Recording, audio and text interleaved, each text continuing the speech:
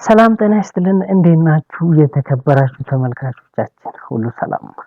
የሲዳማ ቡና ደጋፊዎች እንኳን ደስ አላችሁ። ዛሬ የሲዳማ ቡና የእግር ኳስ ክለብ ታሪክ ሰርተዋል። ይህም ታሪክ ምንድነው?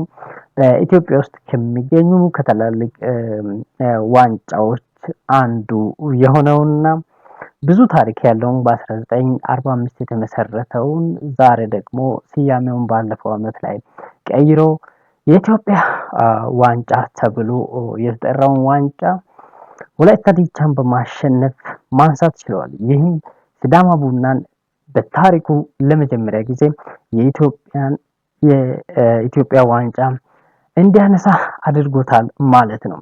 በዚህም አሳዛኝ ተሸናፊ ወላይታ ዲቻ በተከታታይ 2 ዓመታት ፍጻሜ ደርሶ የተሸነፈ ቡድን መሆን ችለዋል ማለት ነው። በጨዋታው ላይ አሰልጣኝ ያሬድ ገመቹ የወላይታ ዲቻ አሰልጣኝም እንዲሁም ደግሞ አዲስ ካሳ የሲዳማ ቡናው አሰልጣኝም የራሳቸውን ታክቲክ ይዘው የገቡበት ነበር። ነገር ግን በተለይ በሁለተኛው አጋማሽ ላይ የአሸናፊው የአዲስ ካሴ የታክቲክ ብልጫ በትክክል የታየበትና ከልምዳቸውም ከተጫዋቾች አጠቃቀምም ከተጫዋቾች ልምድም ጭምር በመጠቀም ውጤታማ መሆን የቻሉበት ነበር ማለት ነው።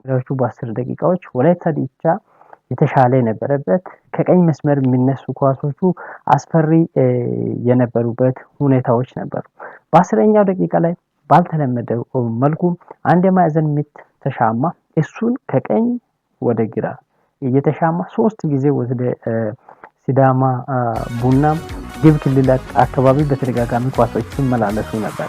በ13ኛው ደቂቃ ላይ አስደናቂውና የጨዋታው ለየት ያለ ነገር የተፈጠረበት ቅድም እንዳልኳችሁ ከቀኝ መስመር በረጅም ኳስ የተሻማውን ኳስ የወላይታ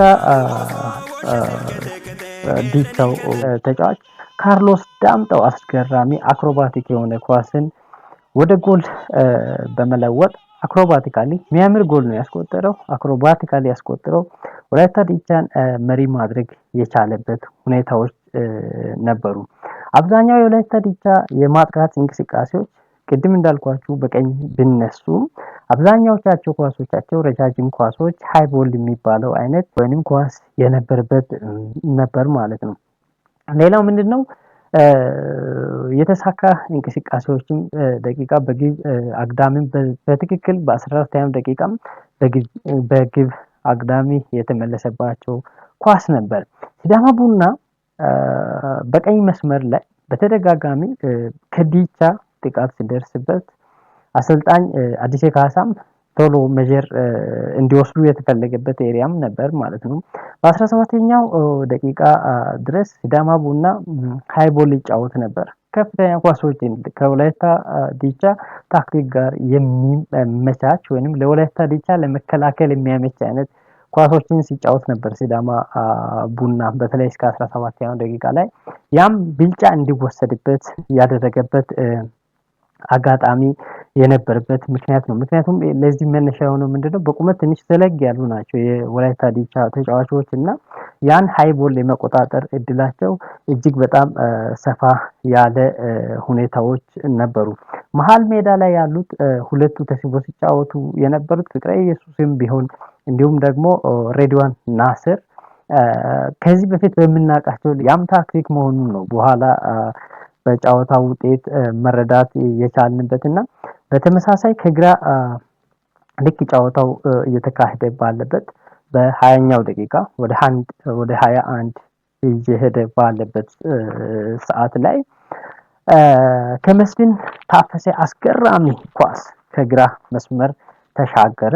ያን የተሻገረው ኳስ ሀብታሙ ታደሰ እርግጠኛ ሆኖ ከወላይታ ዲቻ ተከላካዮች ጀርባ ላይ ነው የቆመው።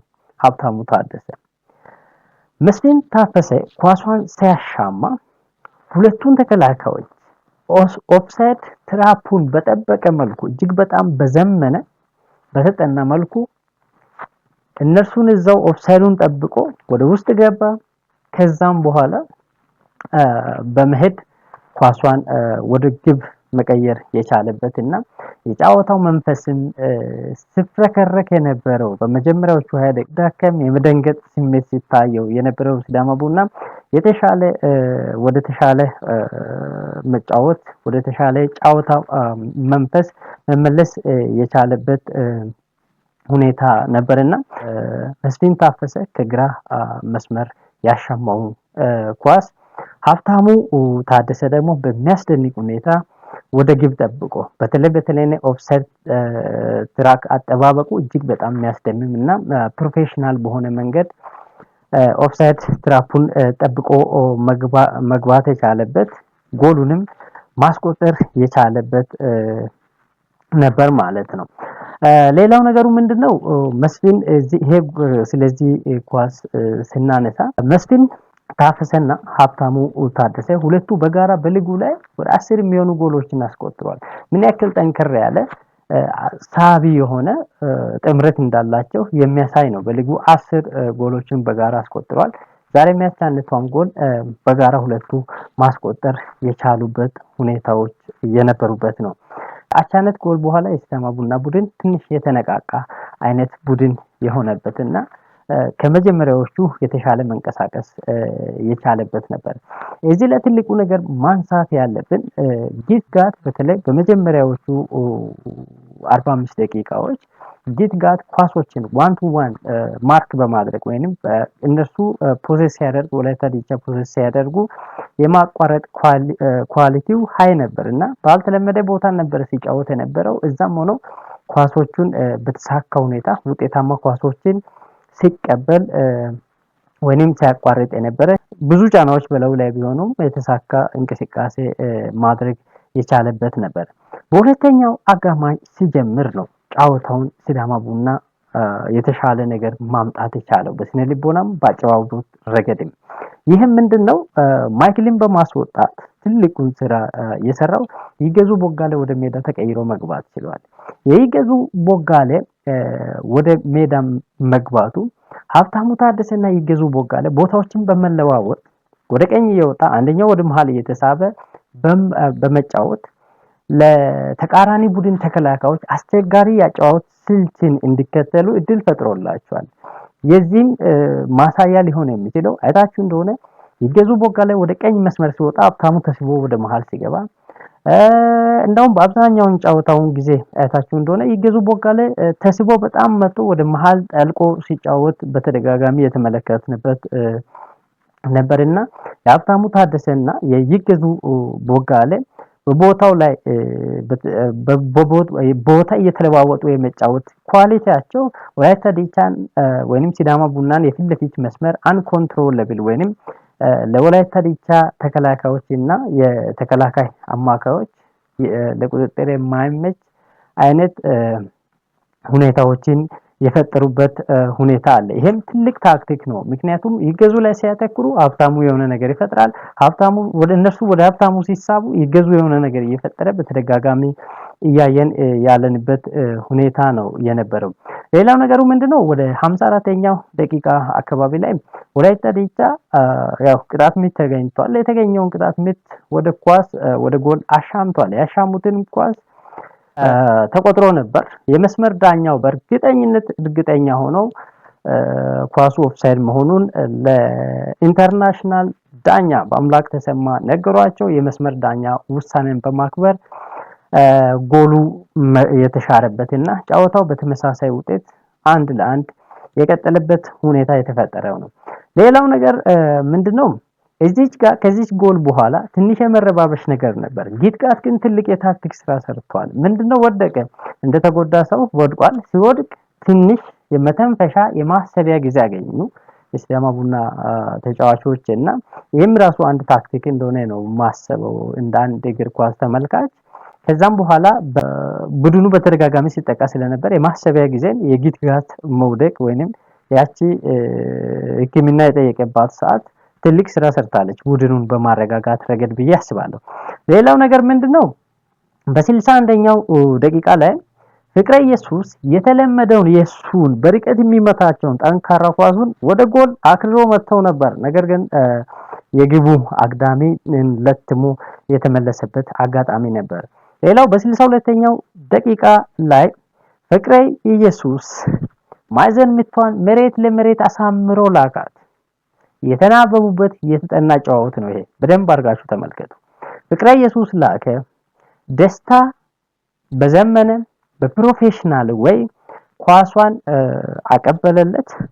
ከዛም በኋላ አስደናቂውና ጨዋታው በፊት ብዙ ሲጠበቅለት የነበረው መስፍን ታፈሰ የቀድሞ የአዋሳ ከነማ ተጫዋች አዋሳ ከነማ አድጎ ለዛሬ የበቃው መስፍን ታፈሰ ሁለተኛዋን ጎልና እንዲሁም ደግሞ ማሸነፊያ ጎል በማስቆጠር ሲዳማ ቡናን አሸናፊ ማድረግ ችሏል። ስለዚህ የመላው የሲዳማ ቡና ደጋፊዎች እንዲሁም የሲዳማ ክልል ነዋሪዎች የእግር ኳስ ወዳጆችም ሲዳማ ቡናን የሚደግፉ እንኳን ደስ አላችሁ። ሲዳማ ቡና ሌላ አዲስ ታሪክ ጽፏል። በኢትዮጵያ እግር ኳስ ላይ ትልቅ ስራ ሰርቷል።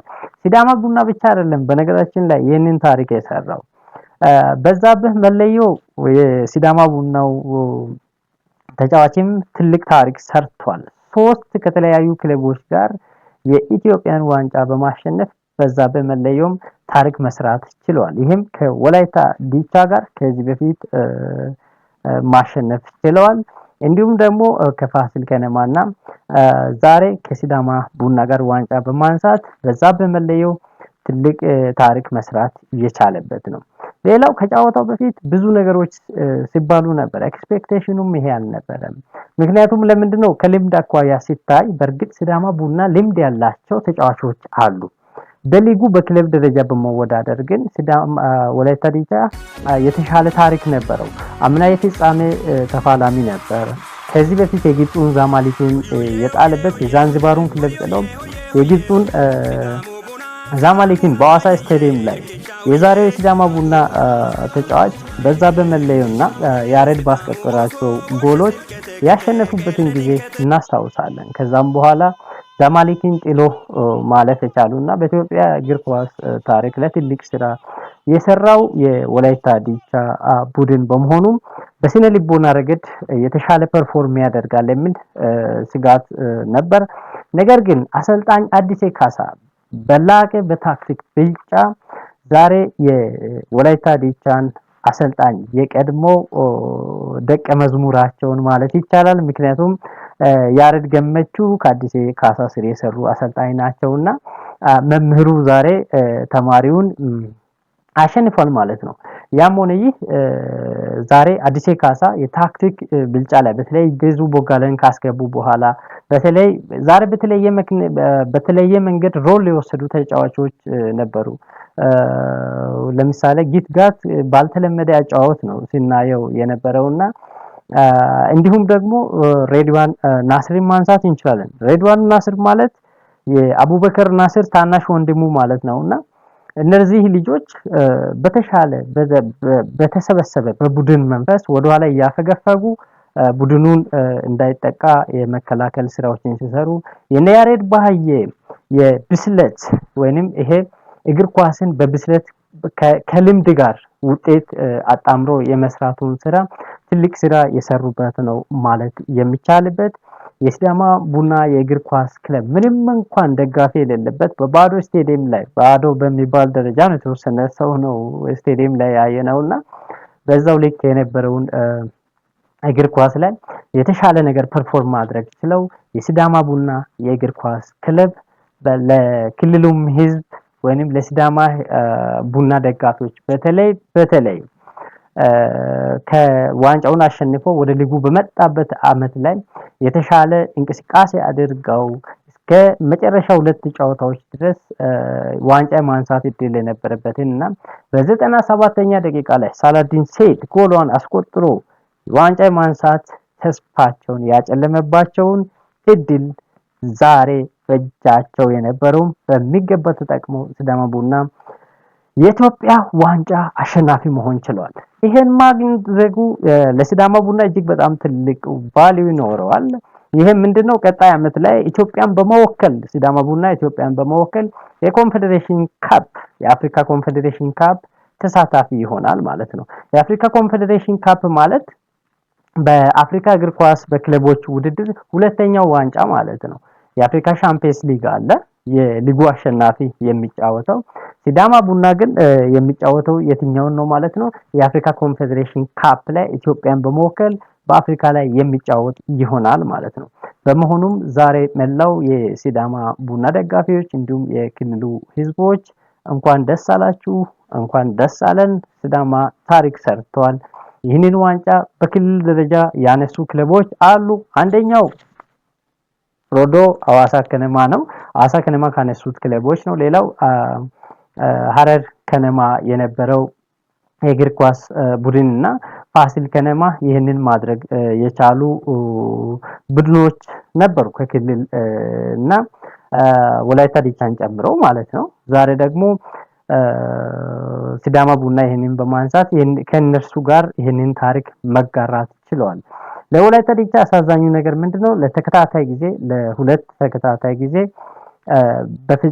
ለፍጻሜ በመቅረብ የተሸነፈ ቡድንም መሆን ችሏል። ሌላው ነገር ምንድነው? እዚህ ጋር ላነሳላችሁ የምፈልገው ሬድዋን ናስር ነው። ሬድዋን ናስር አምና ወላይታ ዲቻ ከኢትዮጵያ ቡና ጋር ሲጫወቱ የኢትዮጵያ ቡና ተጫዋች ሆኖ ከኢትዮጵያ ቡና ጋር ወላይታ ዲቻን በማሸነፍ ዋንጫው ማንሳት ችሏል። ዛሬም ከሲዳማ ቡና ጋር በመሆን ይህንን ዋንጫ ማሳካት የቻለ አሰልጣኝ ነው። ሲዳማ ቡና በህይወቱ ወይንም ከተመሰረተበት ጊዜ ጀምሮ ከዳራ ጀምሮ ለነበረው ለህዝቡ ፍቅር ዛሬ የመካሻ ወይንም የሚክስበትን እድል ይዞ በመምጣት ከዳራ በይርጋለም በሐዋሳ ስቴዲየም እንዲሁም ደግሞ ተጓዥ ደጋፊዎች በሄደበት ሁሉ የሄደ ሲለፋ ለነበሩት ደጋፊዎች እጅግ በጣም የሚያስደንቅ እጅግ በጣም ተስፋ የሚሰጥ ዋንጫን ማስገኘት ችሏል። ሌላው ነገሩ ምንድነው? በዛሬ ጨዋታ ላይ የታዘብኩት ዛሬ በጣም ከገረሙኝና ደስ ካሉኝ ነገሮች አንዱ ምንድነው? የበአምላክ ተሰማ ጨዋታውን ሲያዳኙት የፊሽካ ጫጫታ አላበዙም፣ ካርድ አላበዙም። እጅግ በጣም ደስ በሚል ሁኔታ ዲሲፕሊንድ በሆነ ወይ ጨዋታውን ሲመሩ ነበር። ይህም ምን አድርጎታል ማለት ነው? ጨዋታው በተረጋጋ መልኩ እንዲጠናቀቅ ጫጫታ እንዳይበዛ ያደረገበት አጋጣሚ ነበር። ስለተከታተላችሁ እናመሰግናለን። ፕሮግራሙን አዘጋጅቼ ወደ እናንተ ያቀረብኩት ማኑኤል ነኝ። የዩቲዩብ ቻናላችንን ሰብስክራይብ በማድረግ ቤተሰብ ሁኑ። አስተማሪ ነገሮችን ካገኘን እንደዚህ አይነት ነገሮች ኢቨንቶች የሚኖሩ ከሆነ አዘጋጅተን ወደ እናንተ እናቀርባለን። ቻናላችንን ሰብስክራይብ በማድረግ ቤተሰብ ሁኑ። ኤዲቴክ ኒውስ ኤንድ ስፖርትስ እንዲሁም ደግሞ መጋኑን ኢንከለዶስ የዩቲዩብ ቻናልን ሰብስክራይብ በማድረግ ቤተሰብ ሁኑ። እናመሰግናለን። መልካም ቆይታ። እንኳን ደስ አላችሁ። ባይ ባይ።